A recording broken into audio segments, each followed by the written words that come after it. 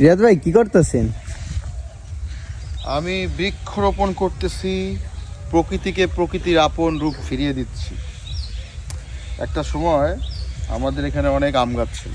ছোটোবেলায় দেখছি আমার দাদা দাদি অনেক গাছ রোপণ করতো। তো এখানে অনেক গাছ ছিল, তো কালের বিবর্তনে সেগুলো কেটে ফেলা হয়েছে, কিছু প্রয়োজনে কিছু অপ্রয়োজনে। তো সেই বাগানটাকে পুনরুদ্ধার করার একটা ক্ষুদ্র প্রচেষ্টা। আগে এতটা গাছ ছিল না, আগে বড় বড় আম গাছ ছিল, ওদিক দিয়ে এদিকে একটা পুকুর ছিল। তো আর কি ওই জায়গাটাকেই একটা বাগানে রূপান্তরিত করার ক্ষুদ্র প্রচেষ্টা এই করতেছে। এখানে বেশ কিছু ফলের গাছ আছে, যেমন এখানে চায়না কমলা, তারপরে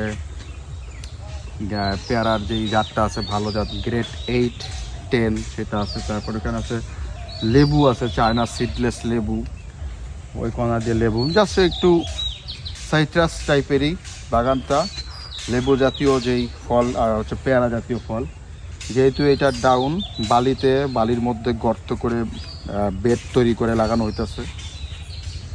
আর উপরে দেখা যাচ্ছে ওইটা আমের বাগান, এখান দিয়ে আমের বাগান, এখান থেকে বেশ 50টার মতো আম গাছ আমি লাগাইছি। সবই ওই বিদেশি প্রজাতির, ভিয়েতনাম, জাপানি, ইন্দোনেশিয়ান, কিছু ইন্ডিয়ান, সবই ভ্যারাইটিস আর কি এখানে। এই আর কি, সবাই দোয়া করবেন, গাছ লাগাই।